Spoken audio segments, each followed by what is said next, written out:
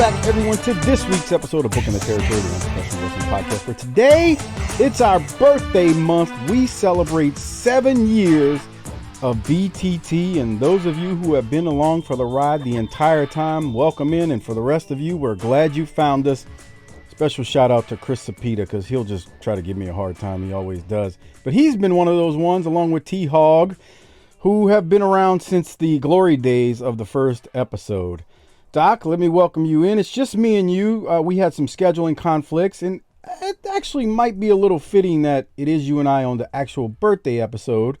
But how are you? Happy birthday to us, man. Nobody deserves this more than us. That's what I'm gonna say.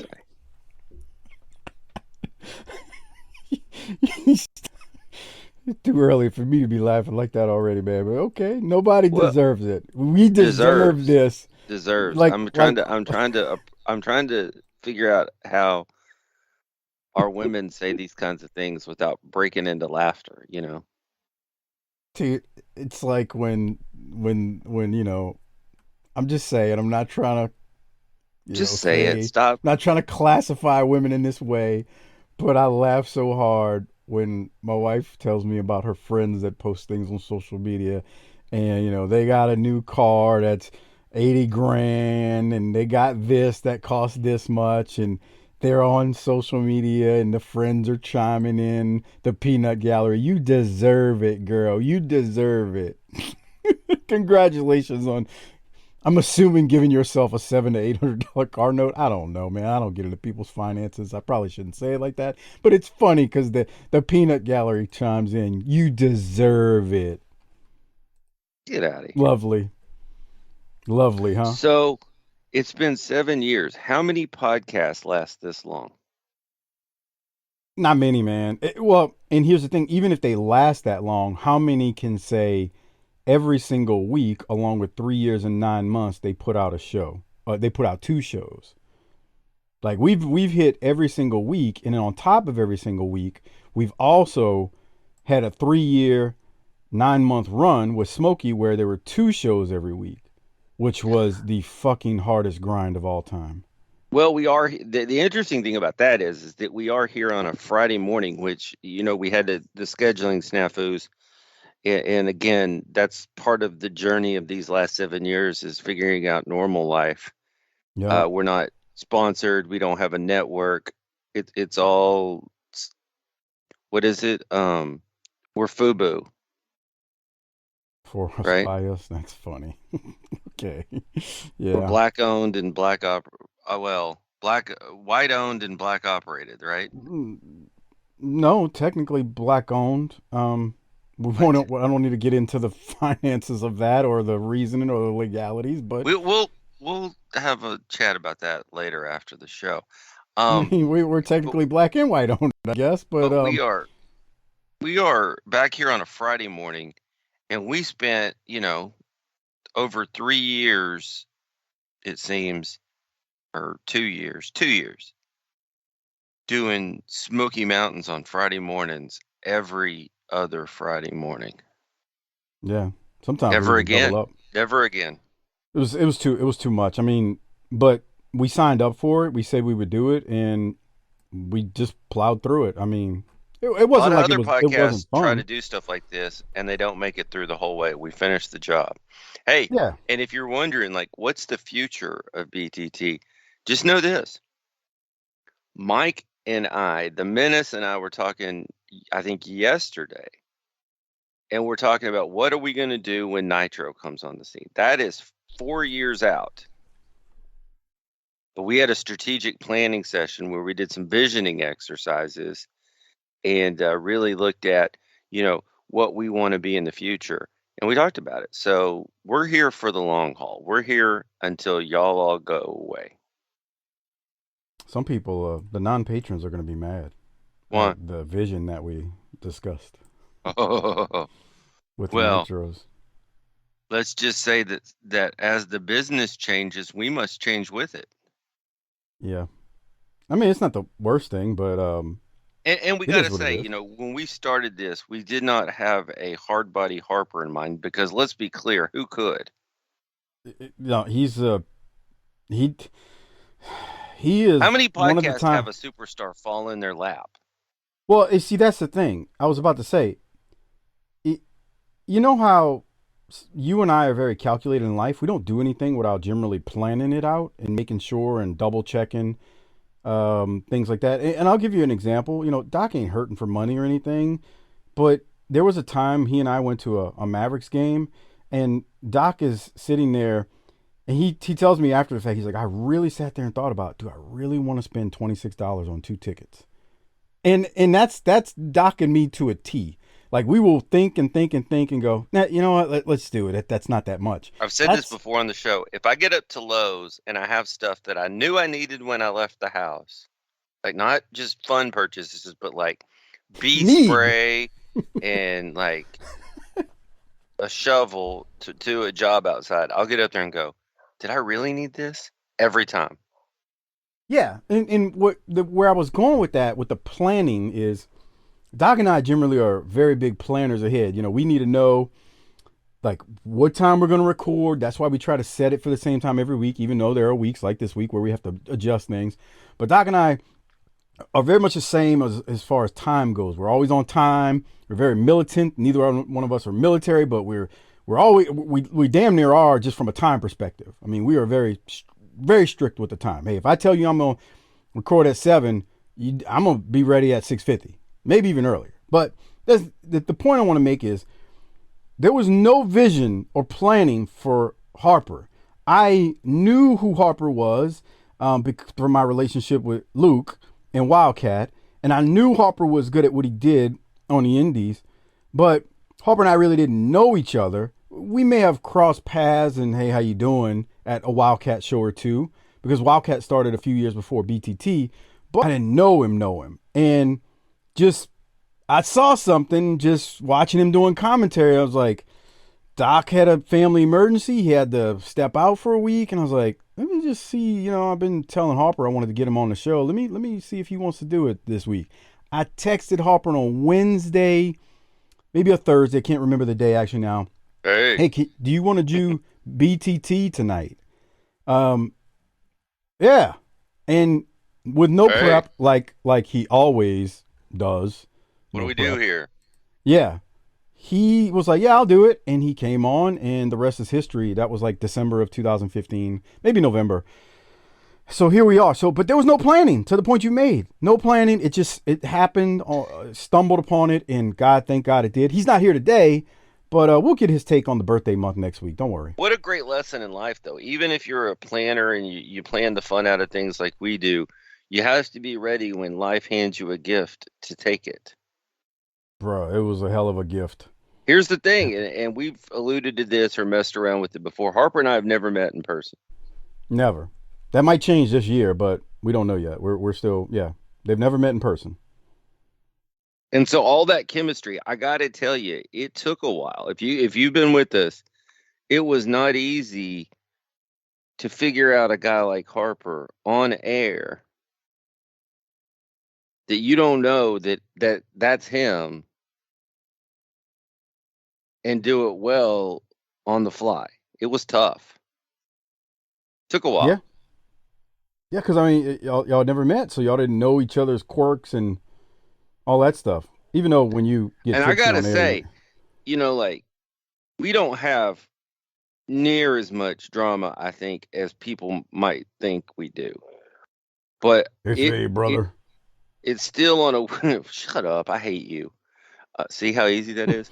But um I mean, I still get upset with Harper on a damn near weekly basis when it's 10 minutes after time to record and we ain't started because he's off doing Harper stuff. But you have to understand that's part of what makes Harper Harper. It's what makes him him. He just And it's what flies by the seat of his counterbalances pants. you and me. Yeah. Because we're too airtight, brother. In some ways, but there's ways where we're really not. Because when we actually record, like, there's no script. It's just on a whim, and you can tell sometimes because, when I listen back, I don't say listen back. When I'm editing the show and putting it together to put out there, like, I'll have to listen to chunks, just make sure, certain things, there's no problems with the audio. Well, you can tell it's unplanned because you two are the worst. Y'all get extremely sidetracked. And I notice it, and it'll start, especially when you're drinking. You're talking over me, him, like he starts making a point. I'm like, dude, let him go, let him run. You might get a Bigfoot ran out of this. So that's what I'm saying. It's completely unplanned, unscripted. It's just us doing, sitting around the table drinking. Well, and to that point with unscripted, we're gonna do something we don't normally do today. Is that correct? We are. So before we say that, let me mention one quick thing, or a couple quick things. Special shout out to our largest page contributors monthly, Disrespectfully Classy, Marky Blassie, Mike Childry, Joe Ice, good old Justin. Thank you for your generous patronage each and every month. Hopefully you enjoyed Blassie's bonus show a couple weeks back. And then It was good. It was good. I listened to it. I don't usually listen to the show. I listened to it. It was good. and Blassie's a good dude, very good dude, and I could tell he sounded overall, even off air, relieved at the state of where we are with this pandemic or an endemic Yes, and all that. I could tell too, and I got to tell you, I'm enjoying the normal life coming back. Jeez, we used to complain about it, but then when you lose it for a while, it's like, man, maybe things weren't so bad. Okay, well, I have not seen this show. We're recording early so that we've got a couple of life events, and we're trying to accommodate our families and each other. So we're early. I have not seen this show, but it's got to be a good one because this is going to be the Starcade wrap up. You know, Let me the first show after Starcade. I'm sure there's lots of big angles starting, lots of exciting angles and new debuts and all kinds of cool stuff, right? let me tell you Oh, about that. So okay. That doesn't sound according good.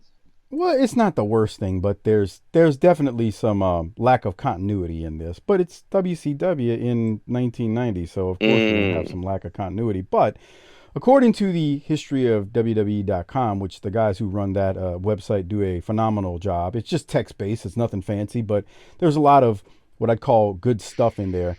According to the history of WWE.com, this was filmed or taped on December 11th. I'm mm. sorry, December 4th of 1990 at Center Stage. So we filmed this and taped this December 4th of 90 at Center Stage. And I point that out because that would mean that, this is a week and 12 days. I'm sorry, not a week and 12 days, but Come 12 on. days before Starcade would have even taken place. So keep that in mind as you're seeing what's happening in the ring. The opening, JR continues to have his working boots on in the opening as he recaps what would have been seen on last week's Saturday night, which really had nothing to do with Starcade. JR and Bob are against the green screen with the WCW logo behind them in the opening since it was recorded before Starcade. So them not being in front of the December 4th crowd at Center Stage will allow them to comment on Starcade. It is obvious, and Doc, I know you didn't see this beforehand, but I did. It's obvious that they are voicing over the commentary during the show since they comment on Starcade's happenings during the matches. So they would not have been able to speak to those things if this wasn't voiced over after they did Starcade. So that's something to, you're not listening to the audio. You don't hear that in the commentary, but yeah, it's plain as day. They're voicing it over. With that said, we go to the first match, which is Bobby Eaton versus the Italian Stallion. JR is going to remind us that the Stallion is the world pasta eating champion, who is really from Italy. They put over Bobby as a former successful tag champion. And then mid-match, Santa Claus Norman graces the crowd with his presence. He makes Bobby Eaton look like an idiot because Bobby Eaton, one of the greatest technical wrestlers and one of the great wrestlers of our time, is distracted by his stupidity. And then Bobby eventually is punched by Norman on the outside when Bobby approaches Norman. I'm going to try to, I don't have the exact timestamp, Doc, but, I don't understand why they bring out Santa Claus Norman. Okay, so here he is coming out. It's just, I know he's for the kids, blah, blah, blah. Doc, look at Bobby. He stops mid-match why does he care? Like they make him look stupid. This is not Bobby Eaton. What a look at that trash bag he's got. It's a clear plastic trash bag. He's got what looks like little small stuffed animals in them, very very small ones. Bobby almost gets pinned on a roll up. Then Bobby goes outside because he's mad at Norman for Beat up Santa distracting Claus. him. Beat up Santa Claus. Beat up Santa Claus. Oh, Santa Claus is a fighter. Santa punched Bobby, and Bobby, because he's a consummate professional, went with it and sold it. I'm just, I watched this, and I watched this before I knew you weren't gonna be able to, we were gonna do it kind of like watch along style, and I'm like thinking to myself, boy, and this is before I knew Harper wouldn't be here. I'm like, boy, Harper's gonna look at this and he's gonna give you one of his emphatic, this is fucking stupid. You know how you? And it is, and why? Like why? Yeah, there is no upside to this. Some fat guy that used to be criminally insane, who's now a trucker, is now Santa Norm. And maybe it's not the gimmicks, it's him, you know? No, because in Calgary, you haven't seen it. He was, yeah, it wasn't bad. I mean, don't get me wrong, he ain't freaking the greatest. I'm not trying to say it's a top 10 gimmick and wrestler of all time, but the promos and the stuff with Owen, it's fine. Like, it's not something that would insult you as a pro wrestling fan. Well, that him coming out of Santa does. But here's what I wonder. Because you got a decent match going in here, because you can say whatever you want about the Stallion, but he's not, he's capable in the ring. But I wonder what Bobby's thinking here, because, he's a veteran by now, big capital V veteran. Is he missing the tag team, or is he enjoying I'm sure he's missing the guys personally, but is he enjoying the opportunity to wrestle singles? I don't know. So that would be a good question for like Cornette, since he knew him so well, or even Stan or Dennis. But I think, to me, when I look at Bobby Eaton, you've heard a million times, they say he was one of the nicest guys ever. He was too nice for the wrestling business. I think, just thinking that what I've heard people say about him, I think Bobby is not the type of dude to work himself into a shoot and get upset with any little thing. And I think he just figured, hey, they're paying me. Jimmy's gone and Stan's gone, but I'm gonna make a living out of this and whatever. Brother, he probably has Harper gets angry with a lot of stuff, so I can't say he probably has an attitude like Harper where he just kind of goes with the flow. But I really do feel like Bobby is the type of dude that is just gonna go with the flow. And let's remember how long he did. Like, this is 90, end of 90, so early. We're getting into early 91. Think about how much longer he's got with this company. So he had to be just, whatever. They're paying me. I just keep doing what I got to do. Yeah. Because he's there till the end. I think he gets released right before the end. But yeah. Okay. Was it what? Okay, I don't know why I'm thinking. All right. But even then, I mean, that's what? In the 2000. Right. So we're still a decade away from that right now. So you think about it, like, God, this dude's been here. Was it him that Cornette said he had the longest tenure with the company? Like, straight tenure. I mean, there are other guys who were with like JCP longer. Arn and Flair were, but they had left, WWE at one point, right? So, but yeah, maybe. I remember him saying that, but I think it was him. I mean, it's just, so when you ask that question, is he jonesing? I'm sure he missed being with Stan and Corny. Yeah. But when you ask the question, well, how did he really, how did he feel? I mean, how did he, did it bother him? And actually his Wikipedia makes it sound like he left, but that's not my understanding. I was Googling it real quick. Like in 93, he's doing New Japan, 93, 94, 95, and he did Smokey in 93. I don't know why it's saying return to WCW. I may be wrong on this. I think he had a knee injury. Okay.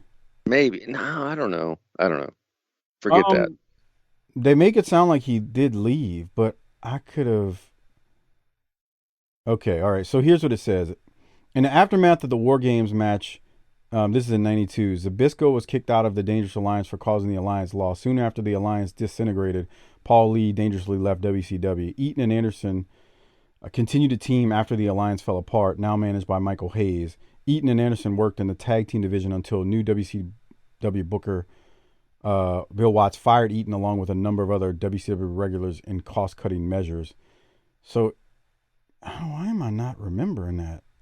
So maybe we're wrong, but he's not gone long because he's right back after Bill Watts was ousted from his job by in favor of Bischoff in '93. Eaton was rehired, so who knows? I may be wrong there, and please send your hate mail to me or emails to me. I know Ben Martin, you will know this more than I'm not trying to say others won't, but Ben Martin, you'll email me and correct me. Silva will too. But point being, I think Bobby just goes with the flow. To answer your question, Doc. Okay. Well, that was a decent opening match. Wall Street has some words that I'm sure are very generic at that point. Oh, look, Santa's back out there. Yeah, Bobby Eaton, just to recap, he takes a beautiful backdrop, then Bobby blocks a roll-up and hits the Italian Stallion with a running swinging neckbreaker, and Eaton wins. And Bobby backdrops are just phenomenal. Wall Street did say Wall Street and York say we have the stats and information that they need to beat Tommy Rich. Wall Street says you can make a bad investment, Rich. I'm going to show you why. It wasn't terrible, but it was like 25 seconds. Yeah, let's go now to Rick Steiner versus Barry Horowitz. Steiner comes out and Sandra Norman is still out there parading around. They're ruining the show with this Sandra Norman thing. Steiner is celebrating with Norman in the ring before. Norman throws... What did that look like, Doc, that he threw in the ring that was red? Hot Wheels. Okay. I didn't note it, and I was like, I don't know what the hell's going on. But Barry is distracted by the Hot Wheels. And did the right thing, though. He went over as a heel and stomped on it. But he's distracted by it. Oh, no. It's just... I realize the heel's not supposed to be smart always and should be distracted, but why is Norman out there? Right, I get that's it. the whole For other the thing kids. is you're making talented people work around him and incorporate him into their crap. Yeah. So Steiner is going to make pretty quick work of Barry Horowitz. And Horowitz makes him look great. I mean, he's a professional. Steiner hits Horowitz with a belly-to-belly off the turnbuckle. And Steiner is going to pin Barry Horowitz. Yeah. I mean, I guess it's what it needed to be. Barry's one of your greater enhancement talents. Now, this part pissed me off. Rick Steiner does not need Norman to help him pin Barry Horowitz after a finisher. And Norman comes in and sits on top of Rick Steiner as he's pinning Horowitz. We're 12 and a half minutes in, and there's entirely too much Norman. Bruh. Why? It's just, like, what are we doing? What are we doing? Yeah. All right. There is a post-match promo from Rick Steiner that is important to this episode. So I'm going to play it. Here it is. Okay, we already know that your brother went home for Christmas. I want to wish you a very Merry Christmas. You do a lot of shopping, get all your shopping done for Christmas? Yeah. You buy a lot of toys for all your little friends in Michigan? Yeah. That's it. What'd you buy? Did you buy like a little train set for somebody? A little cousin? None of your business. Oh, now, come on. It's Christmas. I'm trying to be nice to you. Merry Christmas. Yeah, it's none of your business. Hey, whoa. Now, wait a minute. Wait. Easy. Wait, no problem. Hey, Merry Christmas. Merry Christmas. It's a time of goodwill towards man. Okay? Sorry to interrupt your interview. Want to congratulate you on how you ran through the Nasty Boys. I mean, you guys beat them up, man. That was great. You were great. Great. You were great. Yeah. Rick, just one simple thing we want to ask you. Well, it would have to be simple, Mike. Come on now. Jimmy? Stop it. Okay. Jimmy. All right, I'm sorry. It's nice. It's funny. It's funny. You guys, Just joking. It's a joke. you guys are the United States Tag Team Champions, right? Yeah. Good answer. Good answer. All right. We consider ourselves a very, very good team. All we want to ask is, since I'm sorry that your brother ain't here, and the last thing we want to do is take advantage of you, but hey, since it's Christmas, what if you and me wrestle a captain's match? Okay, and if I win or you lose, we get a shot at the belts. What do I get? Thought you would ask that. Tell you what. What? If you win, you will never, ever have to worry, listen, or see the Freebirds again. Do it. Do it. Hey, let's just do it right here. No, let's just do it right here. Come on. You can be the referee. No, I can't be it. I got to tell you. You just wrestled. You just wrestled. We wouldn't want to take it. Let's take a little time. It's early. It's only a little bit after 6. I'll go get my gear on. You rest up, cool down, and we'll come back in a little while. What do you say? Say yes. Yeah. All right. Merry Christmas. You're a smart guy. We'll be back in a minute. You drive a hard bargain. We'll be back in a minute. You're a smart man. You're good. You're smart. Merry Christmas. So the Freebirds come out, as you heard, and they interrupt the promo, and Hayes challenges Rick to a captain's match later in the show. And if Hayes wins, the Freebirds can wrestle the Steiners for the belts. If Steiners win, or if Steiner wins, the Steiners never have to worry about the Freebirds ever again. And they shake on it. Starcade's in the rear view. There's only so much you can do. You just injected an angle into the episode that was unexpected. It's fine. I don't have any, I like what they did here. I mean, it's better than what we're seeing with Norman out there interrupting matches. What are your thoughts, Doc? It's not my favorite, but given the circumstances, I get it. Yeah, I mean, what else can, you know what I'm saying? Like, it's a little odd when he goes, you really ran through the Nasty Boys, when I'm thinking about other things, but we'll allow it. It's also important to put yourself in this time period where you're not watching live wrestling post pay-per-view after the fact. Like, this is not, we're not even, that's true, we're too. not in that era. We don't know what we know.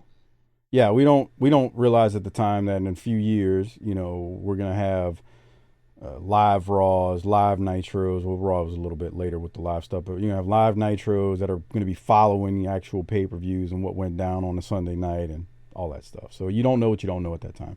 So yeah, captain's match is not, the greatest, but under the circumstances, okay, get it. It's relative to the time you're in. If we could just get rid of Norman, we're off to a decent start here. Yeah, I mean, the matches aren't bad outside of what they've done. I don't necessarily agree with what I saw with Bobby Eaton getting distracted by Norman's stupidity. But hey, it is what it is. So then we go to, any other thoughts, Doc, before I keep going? Michael Hayes, you laughing at him with the Wrestle War? Yes.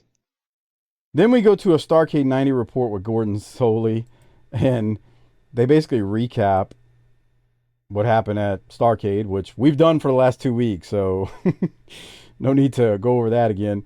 They also show another Wrestle War 91 ad, which Doc is chuckling. Do you want to describe what Michael Hayes has on, Doc? He looks like Apollo Creed coming out in Rocky IV to get killed by Ivan Drago. I live in America. I love when Harper sings that. In the nation. New York City. Dude, what's funny? I saw that as a kid, and it was funny, don't get me wrong. But it's funnier now as an adult. Right. Like when awesome. you watch awesome. That, you just laugh. It was awesome, and it's still awesome. Man, right. I watched that with the boy a couple of years ago, and he had so many questions when they went to Russia. Like, what was he asking? I'm just curious. Well, he didn't understand, like, training for a fight, and, they don't let kids fight anymore, so they don't have any frame of reference. Gotcha. You do know Apollo, aka Carl Weathers, is from New Orleans. I don't Do you know care. that? Wow. Everybody claims they're from New Orleans. No. He's from New Orleans. Oh, it's No, Harper. well, Harper's from Metairie. I'll give him credit. Why does Metairie get credit? It's close enough, and let's just say he wears it as a badge of honor, as we all do. But Just like Ricky Starks. Who? Ricky Starks. He's from New Orleans, right? I don't. Maybe he was born there. I don't know if he really grew up there, or I don't know. JR said something about he left after Katrina, which, to be fair, there's a lot of people who left and never came back because they couldn't. So I don't know if that is true. You know, you're watching wrestling, so I don't know if that's a work. And I think I even Googled it to try to look at his Wikipedia, but it doesn't You can push play reference anything. I'm sorry. But yeah, I don't know. I mean, I don't know if he really was or is. Silva asked me that a while back. He's like, what part of New Orleans is he from? I was like, dude, I don't know if he's really from there, but maybe he is. Well, people from New Orleans care. Like, I know, it's so like, I love the city. I do. So I'm not trying to come down to the city, but y'all get a little carried away with it. Okay. Anyway, I wanted to mention about Carl Weathers, Apollo Creed. Went to St. Augustine High School. So okay. Well, shout out to the Fighting Idiots at St. Augusta High School. You don't realize how offended you just made a very large population of people. Like who? Well, so St. Augustine High School is a predominantly black private high school in New Orleans. Not that you can't go there if you're white. I'm down with the brothers. I know. That's why I'm trying to help you out with what the hell you just said, because you really sounded stupid, and I'm trying to stop you from somebody taking you out. If my high school burned to the ground today, I'd be like, who cares? That's you. Some people have pride in that. I don't care about mine, but some people have pride. People need to grow up. Okay. We say this all the time on the show, and usually it's at each other, but people need to grow up. Send your hate mail to docturner@gmail.com. There was something in that commercial. If high school, I'm saying this, if high school is the best time of your life, you need to dig in and improve things. I hated high school with a passion. I did too. Oh my God. I couldn't wait to finish and get out. College was jam though. Why are you going backwards? I'm tired of this shit. I was trying to look at the Galoob toys, because they're advertising. You know, we always talk about Harper. I've never heard of that.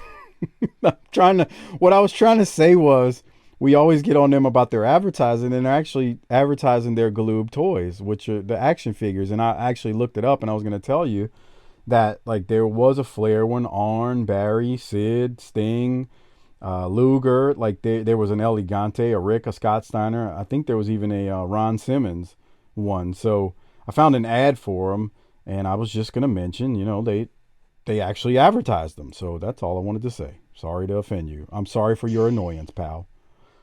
We keep moving. Brian Pillman is going to take on Jim Corbett, who, for some reason, with his look, reminded me of Manny Fernandez a little.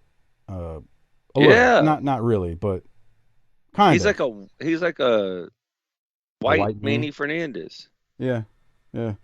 So this, it's a quick one. Pillman's going to hit him with the air Pillman off the top after he hit Corbett with a savant kick, and nothing much else happened. He didn't lock up so well, though. Who, Pillman? No. Oh, Corbett?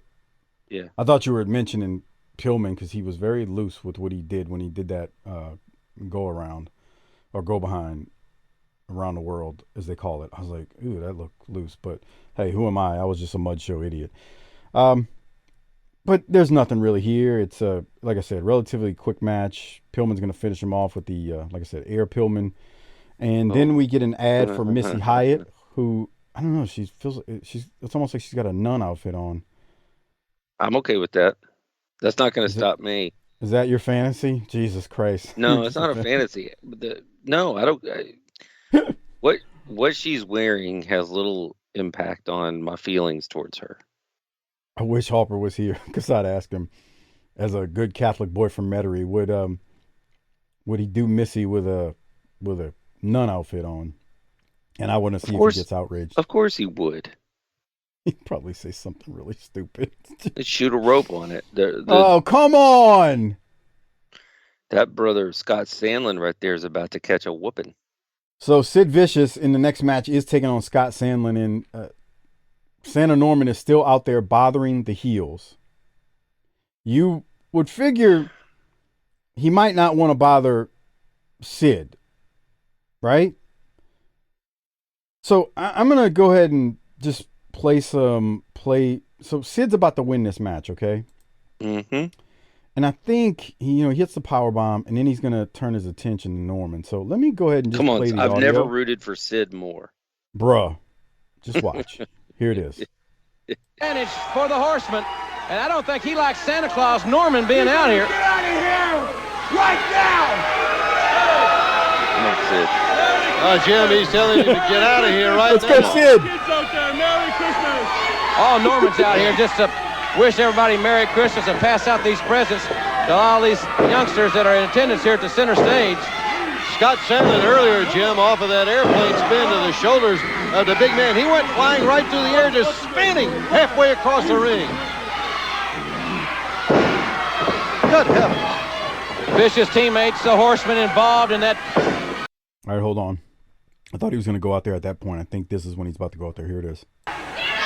Norman, you're not going to be able to convince Vicious to get in the Christmas spirit. No, he's a giant Scrooge. Yeah, he's not even thinking about Christmas at all. He probably is the type of guy that doesn't even give Christmas presents, Jim. Probably doesn't even want any.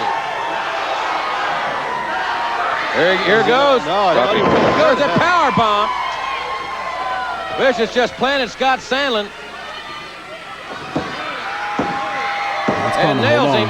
That's all. What an awesome specimen. Winner of the match, Sid Vicious. All right, Vicious with it. Let's keep it right here. I don't like the looks of this. Norman is not. Wait a minute. From behind. Oh, his head just cracked the ring post. Vicious from behind, and Norman's head just cracked the ring post. And Vicious taking that sack of toys, and now kicking Norman right in the head all the way down the aisleway. But the severity of this situation, Norman's head just cracked the ring post. Yeah. Santa's brains are spilled out on the floor. Norman is hurt. We've got to get some attention for him. No, we don't. Let him die. Fans, we'll check on Norman. We'll have a report on this momentarily. We'll be right back. If he dies, he dies, like in Rocky IV. He should be cracked open like a melon. I want to point something out to you when Sid. So watch here. First off, there's a sign that says, can't see if it says fuck the Horseman or fuck the Horseman. Fork the Horseman. Fork. Like in the crowd. So I wanted to point that out for one. Does it say fork? I think so. Yeah, it does. Okay, you can see it clear there. All right. So I want you to watch when Sid attacks Norman. I went too far. He's going to pick up the bag that had like the toys in it or the stuffed animals. And he uses that and hits Norman with it, which is lame kind of, but whatever. Watch the kid Doc to the right who picks up he doesn't give two shits about Norman. He picks up the animal that comes out the bag and starts celebrating. It's freaking great. Watch the kid to the right. Look at him.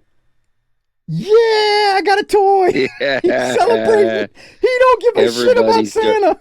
Everybody's dirty, even the children. That dude, how old do you think he was? It was hard to tell. Maybe 7, 8 years old. 6, 7. He got a stuffed animal and is celebrating. I love it. Good shit. This is awesome. All right. Any other thoughts, Doc, as we celebrate Norman being destroyed? Oh boy, everybody's favorite tag team is out. All right, so I guess not. So anyway, now the Motor City Madman and the Big Cat are taking on Tim Horner and Alan Iron Eagle. I actually feel bad for Tim Horner here. We do get a picture-in-picture from Big Cat and the Motor City Madman. They tell Luger to find a partner because they're coming for Luger on Christmas night at the Omni. Now, there's a couple of things here that are just off. One, we just watched the Motor City Madman and the Big Cat get destroyed by the skyscrapers at Starrcade in a minute. And two, Luger had a partner. It was supposed to be Vader, if memory is correct. So now they're telling him to find a partner. See what I'm saying? Do you see what I'm saying, though? Yeah, he could beat them both. So, I'm so confused. Don't let it mess you up. It's WCW, dude. And just so you know, Vader... I'm trying to look. I was looking at the results because I didn't have it in my notes well noted. That never happened, Vader and Luger versus them, even though that's... Remember they did the angle on TV? He was going to be the partner? Yeah, they brought him out. Yeah, so that's why I'm pointing it out. That's why I'm going to it and like, what the hell happened? So I'm guessing Vader back in Japan, and Vader said, "Yeah, I make more money over there. Y'all can have that." I don't know. I really do not know. You know, friends of the show, Ben Martin Silva, they'll tell us. Telling you, this is my. We're deep into my dark period here, so I'm out in the middle of nowhere. I don't have internet reception. I'm not going to be able to help you much. So the recap: this team, the Motor City Madman and Big Cat, were squashed big time at Starrcade. Motor City Madman ate the pin, and now Luger needs to go find another partner. There's that, and I think his partner actually ended up being Tom Zink in that match. Why not? All right. So anyway, Big Cat puts iron. I was sitting there, and I was like, Starrcade's over, so it's time to start some new stuff. And I got to say, I'm really not happy with regurgitate. I feel like a baby bird who's getting chewed up worms spit in their mouth by the mama bird. Some people would pay money for that with a hooker. Wow. You got to realize, remember, tape before Starrcade, you're not going to get what you're asking for. But that's not an excuse for the lack of continuity that we see. Anyway, I actually felt bad for Tim Horner in this match. It's like, wow. Speaking of Tim Horner, I was Phil Allen posted the Tim Horner, Dutch Mantel, Jump on Me, Harper saying his ears needed a rape kit segment again. He was talking about it like a couple weeks ago on Facebook, and he said, so I don't read the comments generally, but I was like, I haven't looked at this in a while. Let me see what some of these people are commenting about. And there's a dude in there. There's a couple of them. It wasn't that bad. Y'all overreacting. I'm like, bro, you are a simpleton. Simpleton. That's nice. Something's wrong with your brain if you think nothing was wrong with that. All right. Lex Luger cuts a promo. He wishes the fans a Merry Christmas. Luger then claims Elegante will be his tag partner against the Big Cat and Motor City Madman in the Omni. Up until now, El Gigante is stealing money.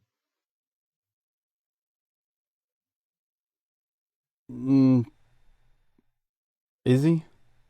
He's not doing anything, and he's getting paid. You could argue that's not going to stop. Actually, it was. It wasn't Zink. Zink tagged with him a couple days later in Charleston, South Carolina. It was Elegante at the Omni that they're talking about on the 25th, Christmas night. 6,000 people in the Omni.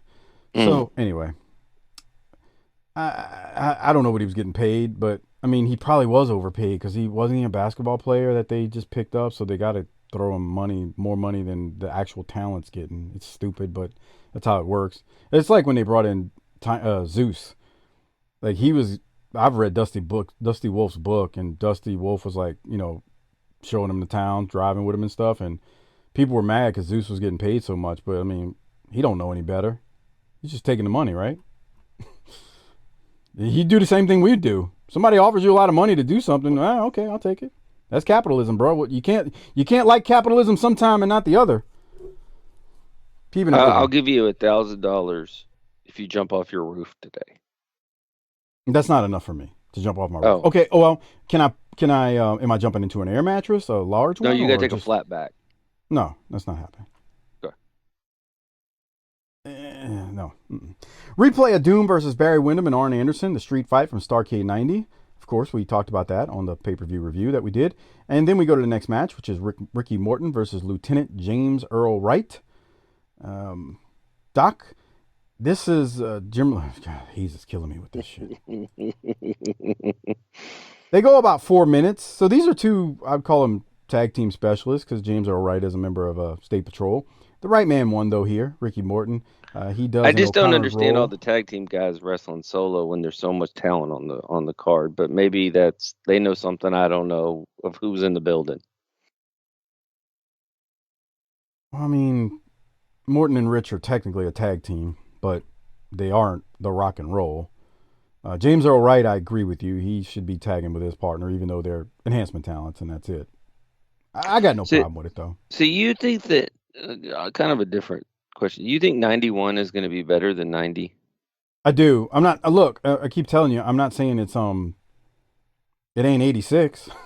Well, But it's all relative. It's relative to your experience. So once you've seen what you feel is maybe bottom of the barrel, it was a nice finish. It was an O'Connor roll by Morton.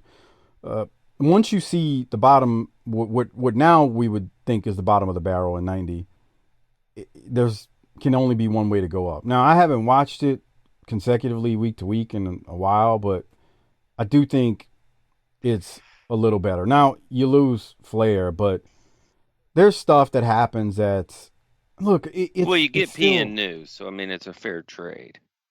Yeah, there's like okay, PN News is bad, but is it really worse than Norman? Like you got to ask yourself these questions. Oh, we will. You know, PN News Jr. on Twitter is gonna love that comment. Hell no, he's gonna say it. I love that dude. He's cool. All right. Keeping it moving, the next match is the Z-Man versus Dutch Mantel. And Doc, there is a ton of joking about Dutch's back hair being as thick as a sweater in this match. JR mentions that he wishes... the sisters. You saw that, huh? JR mentions that he wishes Dutch would trim his hair. It's just going to grow back. Dutch is a hairy dude, bro. You got to wax that shit. You should have been Dutch the Bear Mantel. There's too many bears in wrestling, though, as I think about it. I love Dutch to death. Plenty of Z-Man chants from the center stage crowd audience, which it's really a ton of kids. And according to the history of WWE.com, it was at capacity. Like every seat was full for this episode. Which is cool because, you know, when we were at some of these buildings, there was 200, 300 people in a 1,000 and 2,000 feet Civic Center. You know what I'm saying? So anyway, Dutch is going to miss a drop kick, and then Z-Man hits Dutch with that missile drop kick off the top rope. And my last note from this was, Doc, wrong guy won. Wrong guy may have won, but I like the fact that you've got some guys out that are decent competition. You know, the Stallion, Horowitz, Dutch, State Patrol fella. That's a good point because we're more than halfway through this particular episode and we haven't seen what I'd call the sloppy jobbers who don't know what the hell they're doing in the ring. Like they're competent, right? Would you say? Semi-competitive. I mean, I'm not trying to be rude, but it's kind of like when somebody's like morbidly obese and you just say, look, they're fat and they need to lose weight. It's not that you're being mean, but I'm sure their health realizes it too. You need to lose weight. Like, it is what it is. So when I say the enhancement talent aren't sloppy, I mean, like when you say the enhancement talent out there that we've seen recently are sloppy and don't know what the hell they're doing, I'm making a comment saying, look, I'm just calling out a fact, is what I'm talking about. No, I'm not fat shaming, Doc. It was just an example. God. I don't care if you do. Why are you being like that? Doing like what? Jesus. Being like what? Nothing. Paul, you got to hear this. Remember when we talked about continuity? I want you to listen to the continuity, and I'll point out specifically why when we're done. This is Z-Man post-match with Paul Lee getting interviewed. 45 straight wins. 45 straight victories, and next week you have the opportunity of a lifetime. You will fight AA Arn Anderson for the world television title. Do you really think I know you're on a big roll, Z-Man. I know you've been mowing down all the competition. Do you really think you can upset the enforcer for the World TV title? Yes, I do. I think I can do it. You really think, I mean, you're walking into the ring with a man, the best wrestler on television today. I agree with you. He's great. He's probably the best TV champion ever. Okay? You're right. I'll give you that much. Well, then I tell you what, I'll give... Well, now hold it. Is this hold your it. idea? No, this is You not... set this up. Wait a minute, hold on. Hold on, no fights out here. You yourself, you have to defend your title next week. You yourself have been injured. You have stitches. You have broken knuckles. You're already walking into a match at a disadvantage. Don't take an opportunity here. Don't tell me what I can or can't do. Freezing up like that. People been telling me what I couldn't do all my life. A lot of people call me an overachiever, Zink. They say, you're not big enough. You don't have a body like Tom Zink. You shouldn't have got what you got in this life. Well, my friend, you look in these eyes, and I look in yours, and I see that same fire, and I see that same hunger, that will to achieve when everybody thinks you can't. But remember one thing, Greek gods, this may be a grandstand play for you, a way to get a beautiful woman, but by God, that's how I make my living, and I'm better than everybody else. A couple of broke knuckles, a few stitches, makes no difference. When you're a world-class athlete, when you're a world champion, you suck it up and go. Now, you want to be somebody, you want to elevate yourself, next week, my friend, make your grandstand play right on this show. I don't think you're man enough. You're a world champion. You suck it up and go. Now, you want to be somebody, you want to elevate yourself, next week, my friend, make your grandstand play right on this show. I don't think you're man enough to jump on me. Bottom line. I'll be here, Arn Anderson. Just come alone, huh? So I do want to address the stupidity of what was said at the beginning real quick. Paulie says 45 straight wins. Doc, what happened at Starrcade with him and Bobby Eaton?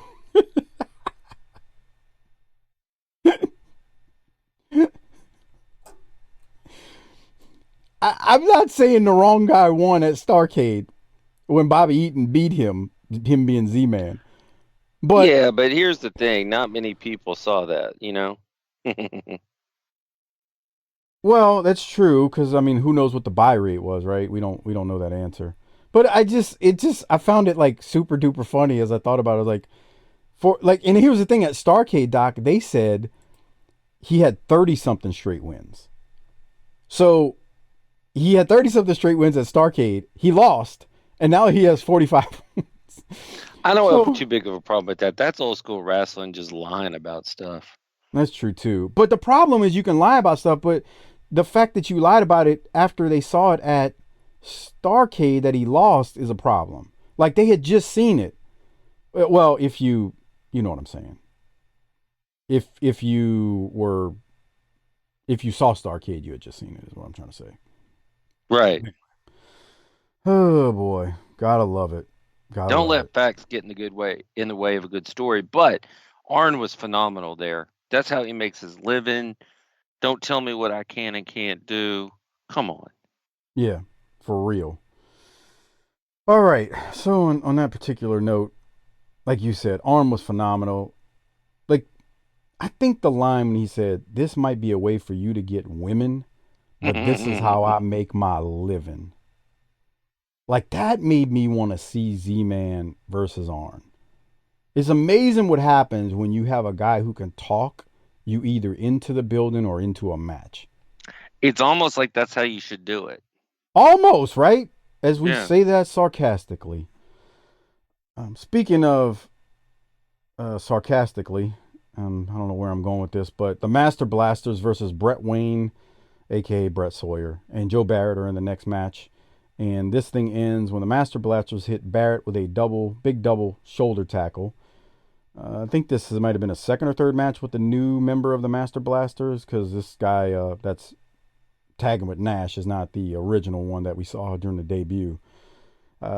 Nothing much here. Like I said, they pretty much squash their opponents, and Barrett is the one who takes the double shoulder tackle. This was fine. I mean, I'm not complaining about it too much. What else are you gonna do? I mean, It's it got to might, be a squash to get them where they need to be. yeah, it's got to be a squash. You can't have a situation where it's supposedly competitive or whatever. Anyway, Doc, the next match we get is the Junkyard Dog versus Joe Kazana. Yes, sir. And we get a picture-in-picture from Dog. Every dog needs a bone to chew on. I think I found my bone at the Omni Christmas night. It was kind of what we heard there. We do get an update from JR. I think you'd like this, Doc. JR talks about what happened to Norman earlier. And JR mentioned something about Norman having a concussion and experiencing dizziness, which I thought to myself, and you probably think, that's great. Any thoughts on Norman having a concussion, Doc?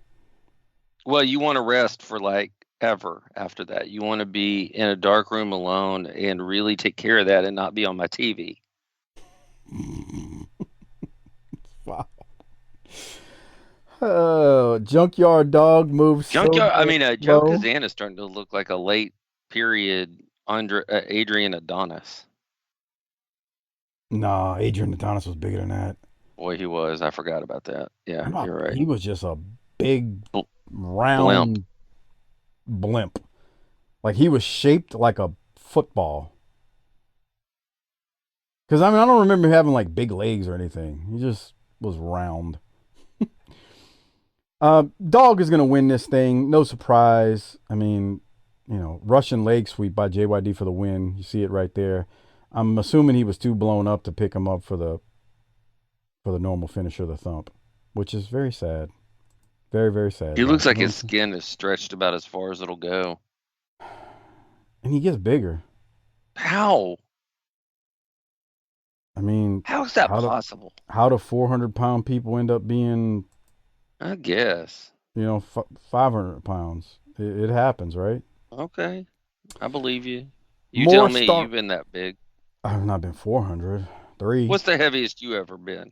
About, I say 3, but I was probably like 290, maybe 295. God, but you're 5'3". Come on, bruh. I didn't carry it like an Adrian Adonis though. Like, I have ridiculously big legs. Like my thighs are ridiculous. I'm not thinking about your thighs, pal.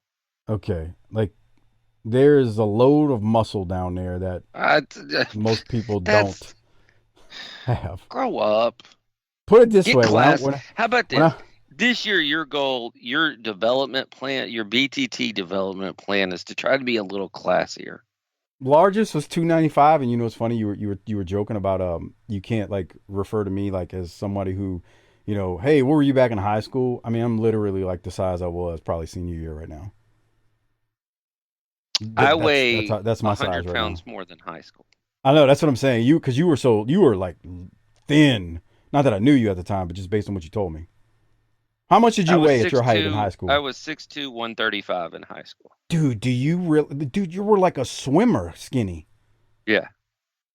Bruh, 135? Yeah. So you're just skin and bones. You didn't have an ounce of muscle on you. What are you now? I'm 6'2", about 230.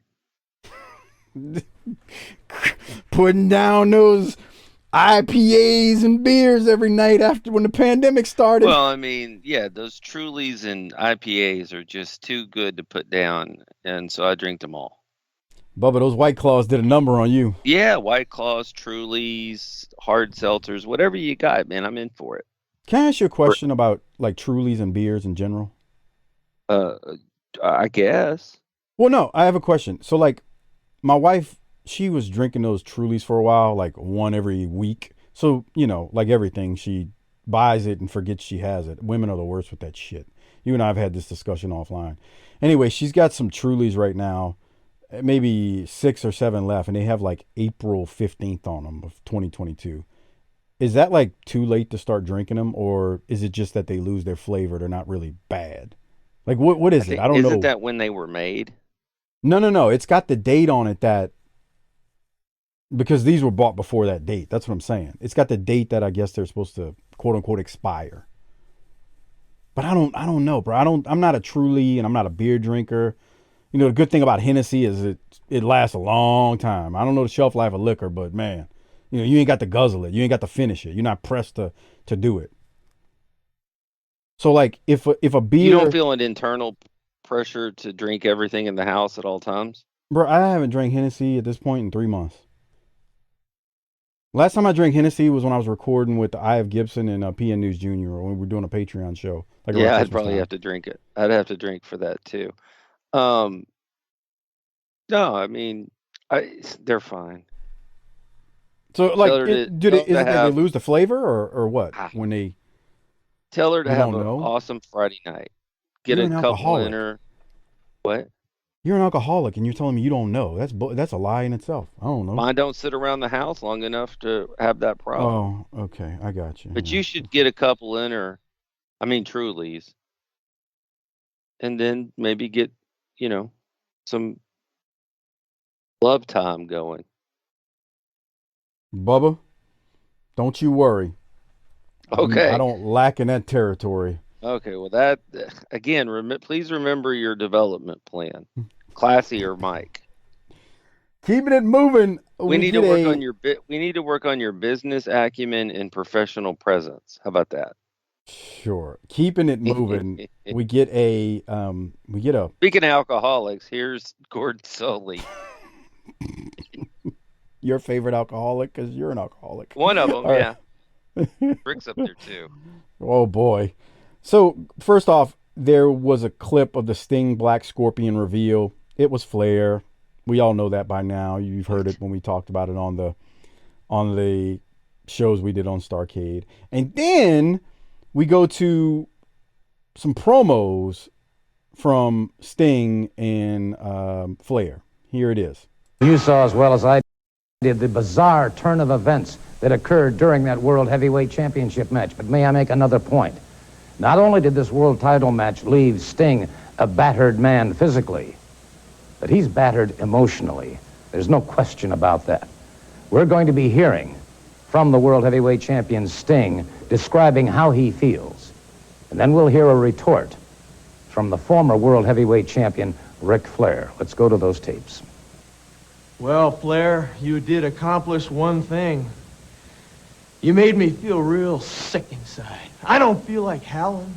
I don't feel like beating on my chest. The adrenaline isn't flowing like it normally does. You accomplished that, all right, but you didn't beat me. And the other thing you didn't accomplish is you didn't make yourself into a man at Starrcade. You kept yourself the same old way. Slime, pal! Sting! That's the voice you've had to live with. That's the voice you've had to hear as you closed your eyes every night for 5 months. Sting. Well, now, Sting, now you hear the voice of Ric Flair. The voice that is really gonna haunt you until I wear that world title around my waist for the 7th time. It's the look of the 90s. Bigger, better, most of all, more determined than ever before to be the new world champion. Sting. Think about it. Ric Flair comes for the 7th time. Woo! I think Ric Flair came more than 7 times, but come on. What hey, I got an what else can we do to Flair? Man, you know how we were talking about Starrcade and we were saying, why didn't they just keep the feud going after Sting beat him? Because they ended up with Sting and Flair months later anyway.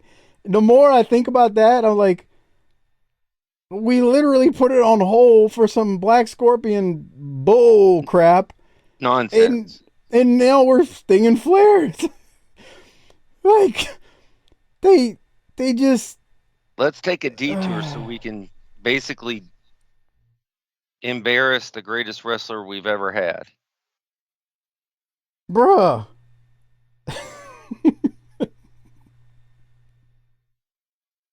I just... Like, oh, boy. And now he's got the haircut. Well, he's had it for a while, actually. But I know what you mean. You look at it... And I hate... That's the second time he started a promo like that. Sting! Like, that doesn't sound like Ric Flair. Sting! What? Why? Like, who made him say it like that? Ole ain't there now. This is like... Well, he's miserable right now, I'd imagine. Yeah. Even though... Yeah, he's miserable. He's miserable. Let me ask you a question and we'll keep going. As we get into this Tommy Rich versus Michael Wall Street match. Do you, when Flair leaves, do you want to cover anything as supplemental to the main show, like on the main show, from the WWF promo? No. Not at all? Mm-mm. Oh, I'm shocked. I thought you would want to. I want to stay true to the cause. Okay. Tommy Rich takes suffer. on... Suffer is the right way. Speaking of suffer... The suffering is what fuels the drinking. There are so many people. Jason Ward, I'll give you a shout out. There are so many people who, like, on the Patreon page, when you go to it, and like I'll post the video versions there, that make comments. Jason Ward, one of them, just saying to us, y'all are saints for covering this era of this show. Like, they enjoy listening to us covering it, but they are like, y'all are saints for being able to continue with this. I mean, what they're doing to Rick is like, do you have anything of value in your house, like an old basketball card or a piece of art or something? Yeah, definitely. You should take it and set it on fire today. That would be the equivalent of what they're doing. Probably worse than right, because then you true, because you wouldn't be doing that on national TV. No, not at all. The burnout is just, I can't imagine the burnout he's feeling just from stuff. Hey, we're on to Thomas Rich versus Wall Street, and we've got another clock here, which is terribly distracting. So Tommy Rich is taking on Wall Street, and Michael Wall Street, and Missy throws us to this match in her nun outfit again. The calculation for York and Wall Street says that Rotunda will win in under 6 minutes. And to Doc's they ought to point, calculate how many beers Tommy Rich has had before he got in the ring. That computer would start smoking. So I was corrected as well. There were a few people. I won't say their names, but I want to say his name. I'll just say TW is his initials. I made a comment about Tommy Rich sweating bullets in the ring during his match, and I blamed it on all the beer. And a couple of our listeners said from experience, it wasn't the beer, Mike. It was the cocaine. So well, he put his name on Facebook. I just don't want to put it out on blast into the world. So TW, you know who you are. I've never done the cocaine. Yeah, so me either. Len Bias, dude. Len Bias scared me off of that in 1986 when he died. I just never had a desire, man. Like, it wasn't something. You were kind of a poose. I don't know, man. There's people around me when I was young that did it, but I don't know, bro. I was weird with that. I listen. It's funny because my wife will tell me stories about her dad with it, and I'm just like, Jesus Christ. Boy, y'all. I've been around it, but it just Len Bias, dude. Yeah. I prefer to take the slow approach with booze. Let's not act like alcohol is healthy for you, but okay. Somebody needs to put vitamins in beer. That shit would be awesome. No, it wouldn't. Let's keep going. Rick Stein. I'm sorry. I should probably say who wins. So Wall Street is going to hit Rich with a big tackle, and then Rich goes flying. Rich does a sunset flip back into the ring, but Wall Street sits on Rich and uses the ropes for the win. Wall Street's going to win in about 4 minutes. It's funny because JR kept calling him Rotunda as well during the match. And I get it. He he just became Wall Street not that long ago, and people by their name. It's kind of hard to just on a whim change it, and you're on autopilot sometimes, so it's just kind of muscle memory, brain memory, where you just say the person's name. But anyway, here's where Wall Street sits on him and uses the ropes and catches the win. Wall Street gave Tommy some chin nuts, actually, right there. He pretty much... He's burning through the mid-card, too. Wall Street? Yeah. Pretty much. So after Wall Street wins, we go to Rick Steiner versus Michael Hayes. And Hayes is dancing and making love to the camera. Let me get to that timestamp because I think you might want to comment on it. I think it's about 1:17:30 maybe. Here he is. Let's see. Does he do it here or did I go too far? He's strutting. He's doing what Michael Hayes does. There he is, making love to the camera. Look at him. Where did he get that robe? Because white people don't shop in places that sell that. Soul Train Fashions in New Orleans when he was working in Mid-South. Actually, I don't even know. Soul Train probably was open at that time. But I don't know if he got that robe from there. It's just a joke. Bad one at that.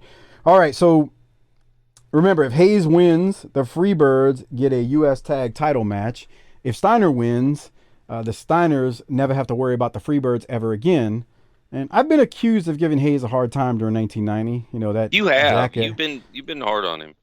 That jackass Jaworski likes to get on me about that. But I gotta say, when I watch this match, and they start this with a good bit of time left, 10 minutes or so in the episode, Hayes is making Steiner look great.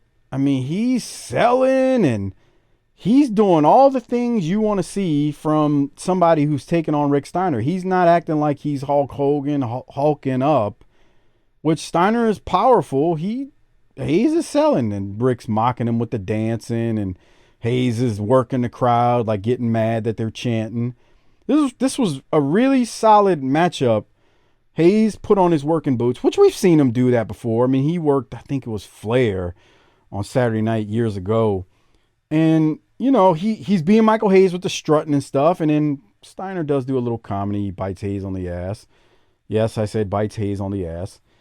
But they got it. They gave the paying customers their money's worth, but, it's center stage, so they're not paying. But this is good, man. Like, selling, Steiner showing his power, everything you want from an actual match. Working the crowd into it. All the little things that makes a match great. Like, a match has, 5 parts. They did all 5 of them. Is it Flair versus Steamboat? Hell no. But it's a great Saturday night match and not one that makes you hit the fast forward button. And that's my thoughts on it, as Rick Steiner is eventually going to get the win because Steiner gets DDT'd and rolls out of the ring, and Hayes goes on the outside and looks like he's laying into Steiner. But then they roll back in during the finish, and it says, actually, I'm looking at my notes. They're all scrambled. My bad. Hold on, Doc. I wrote things backwards. I wrote the finish before the finish. Terrible, huh? Fire me? Should I be fired? Unprofessional.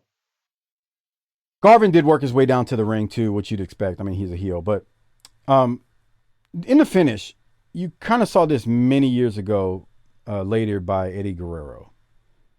Let me get it queued up. Let me get to it. So Steiner is about to belly Hayes off the turnbuckle. Garvin gets on the ring apron, and Garvin tosses in a short board, I guess I'll call it. It's like a piece of black 2x4. I think that's what it is. It's really hard to tell. And then Garvin gets on the ring apron. I'm sorry, JR calls it a 2x4, so that's why I said that. Steiner catches the board while the ref is preoccupied with Hayes on the turnbuckle. The ref turns around and sees Hayes laid out, acting like he was shot with a 12 gauge. So the ref then sees Garvin with the board and calls for a DQ. So Hayes actually wins, but Steiner is mad and Garvin is gloating. So Steiner hits Garvin with the board.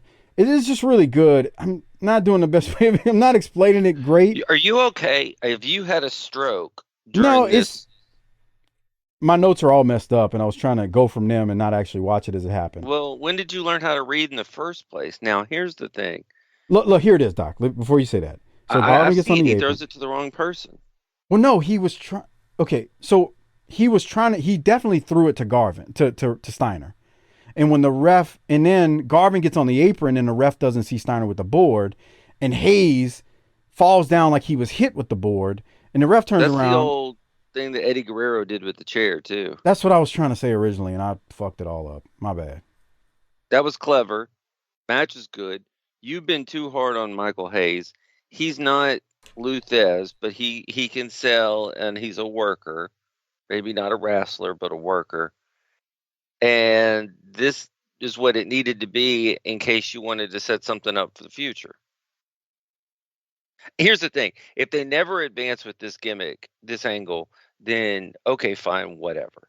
But if they do, they have a reason. They have it set up. So, yeah, this is Saturday night. It's not Starrcade. So I'm on board with this. Look at Jimmy Garvin taunting Rick Steiner, and then Rick Steiner says, okay, I'm going to get DQ'd. I'll hit you with the board. Might as well, shit. But I like the finish. It's yeah, that was clever. Man, I liked it when Eddie did it. It's just really cool. Like the ref turns, Hayes realizes, oh, Rick Steiner's got the board. Let me bump, and he bumps. The ref turns around, and Steiner's basically holding a weapon in his hand while his opponent's down. It's like, oh, okay, well naturally Can't I'm do gonna that. think, yeah, he hit him with it, even though I didn't see it. And in the end, though, so Steiner loses. And the Freebirds and Steiners are now supposed to have a match for the U.S. tag belts in the future. But even though he lost, the dude who's gloating and like teasing him for losing, he's like, screw you, bruh. And he hits him with the board. So that's what made it great. Bob Cottle and JR close the show. Paul Lee interrupts to plug the main event tomorrow. And that's kind of the end of the episode at that point. So we need to take care of some business before we get out of here. I just want to say, if you're not a patron, consider becoming one at tinyurl.com/PatreonBTT. It's the best way you can support this show while getting tons of extra content. Remember, Starrcade was free, and not just on the Patreon feed like all the other pay-per-views, because that's what we did traditionally. So if you're not a patron, consider becoming one. tinyurl.com/PatreonBTT. It is the way to support the show. You get the video versions of these. You get to see what we're watching and all that good stuff. And it's a good time as we continue to put out more content there. The pay-per-views, the clashes, the world-class shows, all are there. The ECW show, the Sparks, the Transformer, and Half Pint, the little fellow with the NWA Power Show monthly every 6 weeks or so. All that's there on Patreon, tinyurl.com/PatreonBTT. And again, you get the video versions. That's probably the best part. The video versions come out a little bit early. Doc, we need to rate it and hand out a Rolex. Which one do you want to do first? I'll throw to you first. Oh God! Oh, come on. What? Which one are you giving it? I had a little episode there. Who you giving? What do you want to do first? I should ask. That's what I was trying to say. I prefer to always rate it. Okay, let's hear it. Sniffling. Which one was snorting cocaine? Yeah, it was my first time. Okay. It's hard to rate these when you're watching it and recording at the same time. So I got to tell you, there's no way Harper's doing this correctly every week. He listens to what we do and decides, does he want to be mean or nice? Oh, you just figured that out? No, I know. For real, dude. That's exactly it. And so this on its own was not bad. There were some decent matches and the jobber quality was good, so that'll work. Norman's a definite minus, and the fact that this was done basically almost right after Thanksgiving was a minus. But it wasn't terrible. It wasn't what I wanted. I'm gonna say a B. Yeah, I think you're actually right on. I was thinking B plus even. Because it's not anything that you'll ever say, oh, dude, you got to watch that episode of Saturday Night. There's a lack of continuity throughout it, with Z-Man in the matches and winning 45 straight when we just saw him lose. And, all of a sudden Vader is not going to be Luger's tag partner when the whole point of the angle when he came out was it would be Vader. Imagine if you bought tickets to the Omni after seeing that angle because you figured I'm going to watch Vader and Elegante ends up being Luger's partner. It's just... the lack of continuity is just dumb, and it hurts you as a promotion overall. But There's some good stuff in here. So I'm gonna give mine a B. You said B minus? B. Okay. And then we need to hand out the Rolex. I want to remind everyone of something real quick before I hand out the Rolex. The patron shows are no longer on the old Podbean patron feed. There's some people who are still signed up there. So if you're a patron on there and you're wondering why shows aren't on there, it's because all of the patron content is on tinyurl.com/PatreonBTT. So all you got to do is cancel on Podbean and go to Patreon. Go sign up there. Plus, on Patreon, you get the video versions, and it just was becoming a hassle to load in 2 sites. So I want to remind everyone of that, in case you're wondering why you're not seeing it there on Podbean. All right, on to the next thing. So, no, not really. But I'm going to surprise you. You know who I'm going to give my Rolex to? Your mom. Michael Hayes. Really? Mm-hmm. I thought he did everything he needed to do against Rick Steiner, as I butchered the recap of that match. He was phenomenal. The mannerisms, the dancing, and then Rick Steiner feeding and mocking him with that, and Rick getting the crowd into it, and Hayes selling like, will y'all shut up? I mean, this guy's a doofus, please. Why are you cheering for this idiot? And just the finish.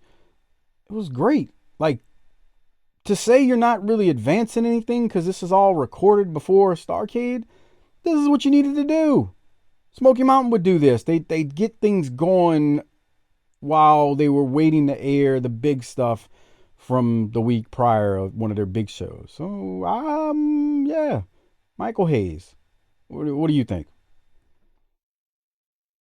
You're just trying to get on somebody out there's good side to say, look, see, I'm not always against him. That could not be further from the truth, but whatever. You're always real concerned about what these people think of you. You are so off with that, but I'm not an asshole like you. It's all work. Yeah, whatever. I'm really a nice guy. He is straight asshole. He's a curmudgeon.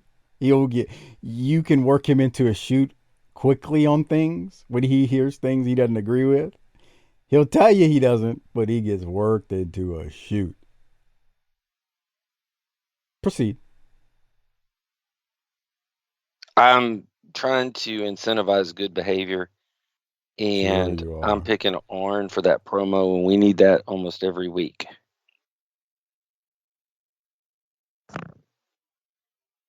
I could have gave it to Arn, to be fair. Because Arn talked us into wanting to see that next week. Mm-hmm. Stay tuned on the results from that one as you're giving that to Arn. Let me put it out there like that for you. So, but Arn, you can't go wrong. But no, I thought legitimately Hayes was good. It's always good to hear Arn, though. I mean, you make a good point. So before we get out of here, I wanted to mention one other thing. I got an email from longtime patron, big supporter. I'm pulling up the email, Doc. It was about Phantom Printers. Harper's rant, remember? Uh-oh. He says, Mike, by the way, Phantom is a client of my firm. I've been to their headquarters a few times. And yet I still won't buy their products.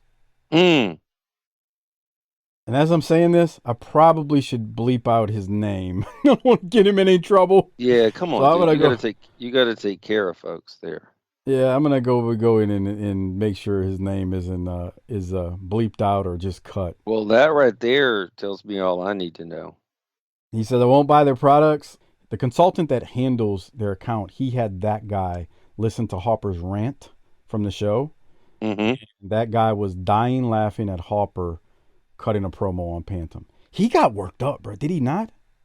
Well, it's frustrating when A, technology doesn't make your life easier like it's supposed to, and B, when it's your woman that's making your life more difficult. And we've talked about that. But in that case, God not only didn't did take it, that rib out of Adam's chest to help us and make our lives easier. oh boy, that comment Lather up, few folks. Harper was frustrated, bro. There was no other way to say it, right? He was pissed. But anyway, I wanted to mention that, and he also said congrats on BTT's birthday month. So thank you, sir. I'll make sure I bleep out your name related to that. Okay, Doc, one other thing. Harper's video shout-outs, relationship advice.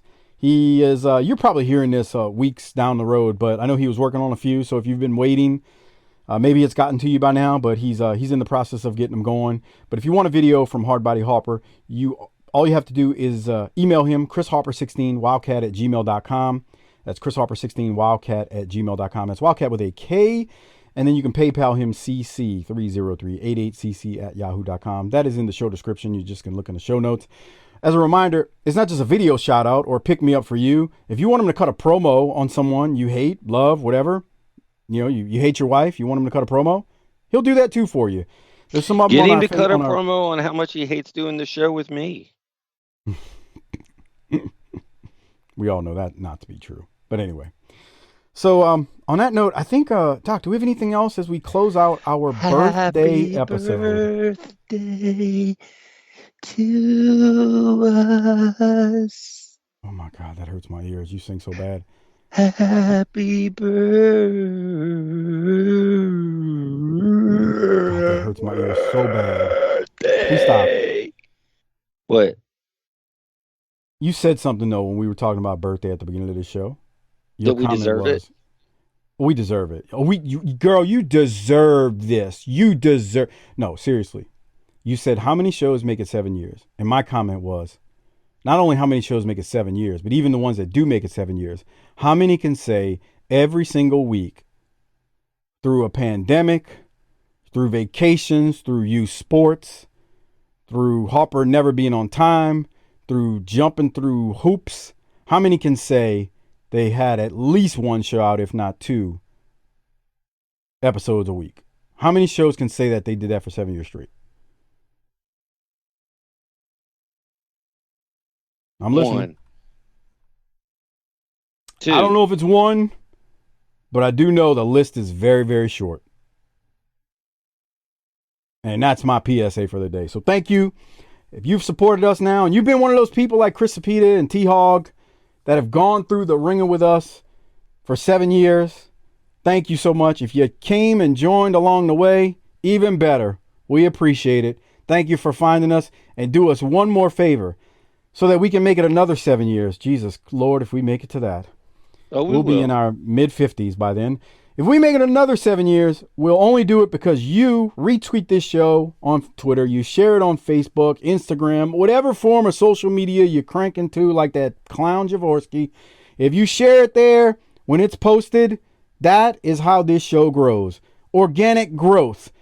Right, Doc? Digital platforms and all the things we probably hate, those buzzwords. Year-over-year organic growth in adjacent markets. That's right.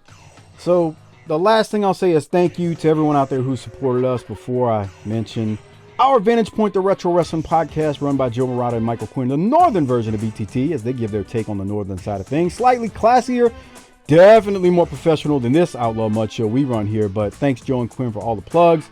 And give them a listen and please support them. They're independents just like us. They ain't signed to no network, and they do it through hard work. And they're not at 7 years, but they're getting close too. So checking them out, and also check out the Bottom Line Cast with Mike Prue and JV as they cover the career of Stone Cold Steve Austin. And if you're a patron, you know them from our Patreon feed on the ECW show. So thanks, JV and Mike Prue. All right, Doc, time to get out of here. Harper's not here, so would you like to hit the tagline? Oh, absolutely. Let's try something. Nah, fuck it. Book it, bitch.